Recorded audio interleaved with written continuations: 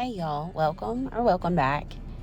Today we have a craft that is a useful craft. So we're going to start out with some Titebond wood glue and a few of these mini little crates from Dollar Tree. And I pulled this up because there are a couple different ones that you can get at Dollar Tree. So just wanted you to see which ones I'm using. And then I'm using the Jenga or the stack blocks from Dollar Tree, and I'm going to be using a couple clamps. So I got a piece of parchment paper out there, and I'm going to be gluing 5 of these pieces of the wood tower game pieces together. So and I'm going to clamp those. I had 3 already glued, and I'm going to clamp those together, and I will be letting those set up. I'm going to clean up some of the glue there with just a baby wipe, and let those set up while they dry. We'll move on to the next step. And so I'm going to glue the next group of 5. You need 6 for each one of these that you're doing. I'm just going to glue the first 5 together, and then in the middle on the center one, you're going to lay a second block on top of. And you'll see what I'm talking about here shortly, but just to explain, if you're looking for a supply list while you're doing this, because this is something that you could give as a gift, and it's a really handy little thing. So if you know someone that could use it, feel free to try it out, enjoy, and create. So here I am just trying to make sure that they were all flat and straight, and then I'm cleaning up some of the glue there again. It's not overly important. I just didn't want it to be, kind of gobbed on or anything. So just cleaning it up a bit. And I have sped this up just a little bit for you all to try to make it a little bit faster. So there's no reason though why you couldn't create one of these in the afternoon. So here I am just going to put a little glue on the end of one of these. And what I've done is I went through and tried to figure out what could be the front of a project where the lines would match, because not all these, they're not the same. It's Dollar Tree and you're paying $1.25 for it. So I just worked to get the lines about as good as I could there. And then I'm clamping these as well with just a different little kind of clamp. I'm using some of the Dollar Tree clamps, and I'm cleaning out some of the glue there in the little hole, and just trying to show there that what I'm doing. And I'll add another little clamp there. So we'll let all that set up, but I'm going to create 2 sets of 2 there. So what I was doing is just kind of squishing them just a little bit to make sure. So I'm going to do the other 2 once those set up, and so I can get my clamps back, because I only have so many clamps. So you're not limited if you have unlimited clamps. But here I am, I'm putting it on the front side too of 2 of these crates. And once again, just went through to see which were my good outside pieces. So, and then here I'm working. I didn't want to have a bunch of glue on my work surface. So getting that parchment paper ready underneath, because surely I'm going to make a little bit of a mess. So on this now, you're going to be gentle. So I went down to the bottom and just put a little gentle pressure on these little crates here to clamp them front to back, or what will be the front and back. And so I've got those, and then I'm going to use the other clamps to hold end to end there, so where those hadn't yet been done. That way I can, try to only have one more dry time on this. So, and those will set up really nicely. And then I've got my other little Jenga pieces. After those are dried, I'll take those clamps off and get all of that. I use a fan too, and this actually sets up overnight in a few of these, just because of my time constraint that I had. So I've either done it on a lunch break if I was working from home, or taken a break, an official break, and done it, or it's been nighttime and I've just let it sit. So I didn't rush mine, but like I said, there's no reason if you're working on this that you couldn't have them in different stages and get them ready. So what I was showing there is how it looks. So here's the other piece of the Jenga or stacking block pieces, And I'm just going to get some more of that glue out and put it on one side. And like I said, I'm just going to stack that on that middle block there so you can see where I've placed that. And then I'm just going to clip that together too so that it can dry. So I took a few different options there to figure out what worked best. I really do like these clamps. They weren't all that ridiculously priced from Lowe's, and I've been happy with using those. So I'm going to put my other piece here. Like I said, you need 6 for each side on this particular project if you're producing it like I did. So we'll let those dry, and then we'll actually place them in the crate. So now that they have set up, they are ready for use. So here I am just kind of doing a dry fit to see how that's going to work. I think it's going to work exactly like I want. So I'm going to get a little bit of glue on that piece that we had mounted on top of the stack, and I'm just going to share some of the glue there. I got a little bit much on one and didn't want to waste. So, and then I'm going to place it there. I don't need a lot at top. You can see that because it's going to hit about where that hole hits in the crate. So I'm just going to place that in there, and then I'm going to clamp them again and let that glue set up. That Titebond wood glue is really good.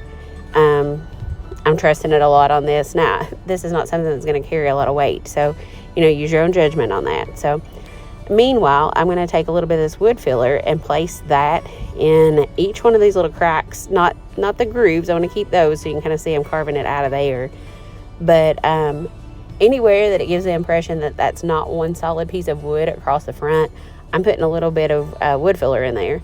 And then I'll do it on the ends. I do a little bit on the bottom because there was a little bit of unevenness on the bottom there. So just placing some more there.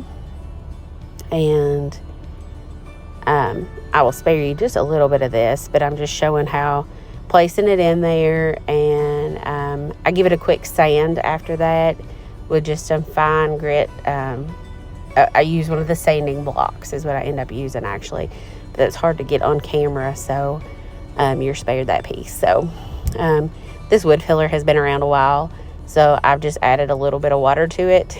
It used to be the kind that was pink when it was wet and then dried tan or brown, and it no longer has the pink tint to it unless you pour a boatload of water on it. So here I'm just going to the back, and you can see why I chose that to be the back. Those lines didn't exactly match up.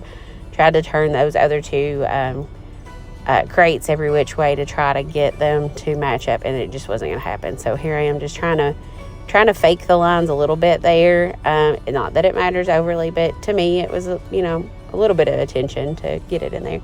But here I am just trying to smooth those out as best I can and try to get a good end result with this. So like I said, that wood filler, I've had it for a long time, quite a few years actually, and I have used it for many projects either around the house or in general. So just showing there where I kind of put a little wood filler, and I let this set in front of a fan so it would be ready, and I sanded it.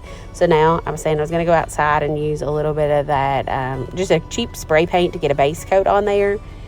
And I did just coat just a little bit on the inside as well, but not a bunch. I didn't worry about that because I don't want a lot, and you'll see what I'm doing here in a moment. So I'm using my chalk paint brush there and a little bit of that Hello Hobby chalk paint. And now that I've got some spray paint on there, it's going to help. Spray paint can help you if you've got like some kind of tannin or something kind of leaking through on your wood, or if you've got a knot, it's kind of, you know, when you go to paint it with regular paint, it'll seep through. So I did that. I coated everything on the outer edge and the bottom, and now I have gone on with a Mod Podge coat for everything. So here I am with my Cricut, and I have designed a design. Well, I've used a design that I had and then added a last name to it here. So that design where it says S'more Station had some more information at the bottom. It was a design space cut, and so I used that, and I wanted to make it personalized. So here I am just weeding it out, and it had some really small details there. So and I'll show you here in just a moment So it's got the stick and the marshmallow at the bottom. And I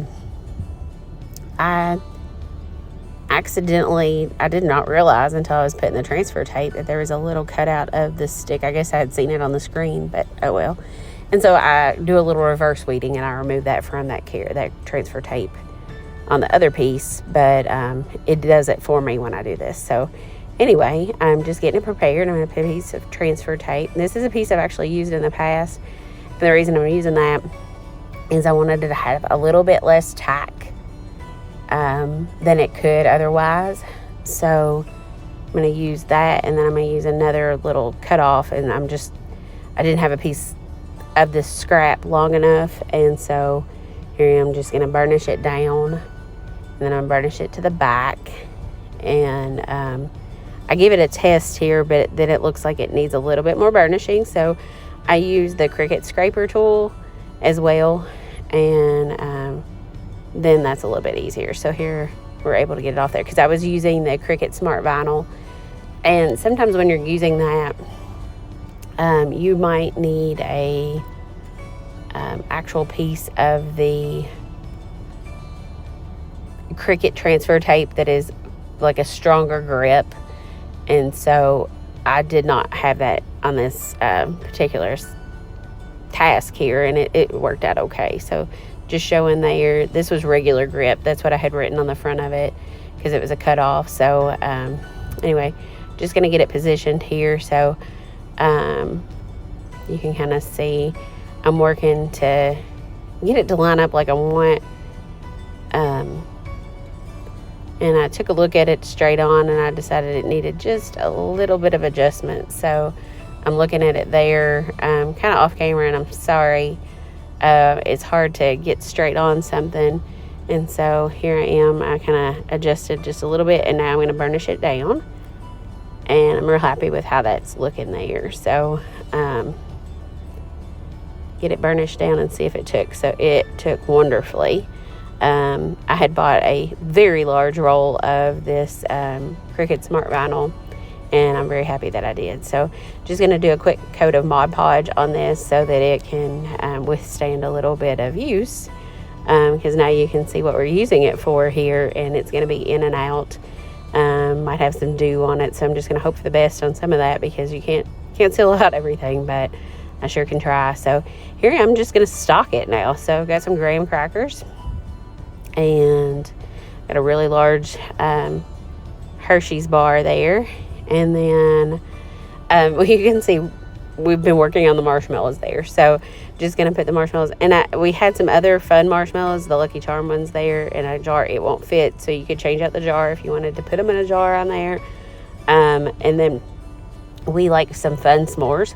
So I'm going to put some different flavors in there. So I got some mini bars, and then had some Reese's too. There's some Reese cups, some Reese pumpkins. So, and then you can see now what those little blocks are for. They're going to hold those sticks upright. So I've always had a pet peeve of not having a place for that. So, and I couldn't find this design anywhere else, so just had to create it. So anyway, real happy with how it came out. So thank you for watching, and if you enjoyed it, please give a thumbs up, and please consider subscribing. I appreciate you spending your time with us today.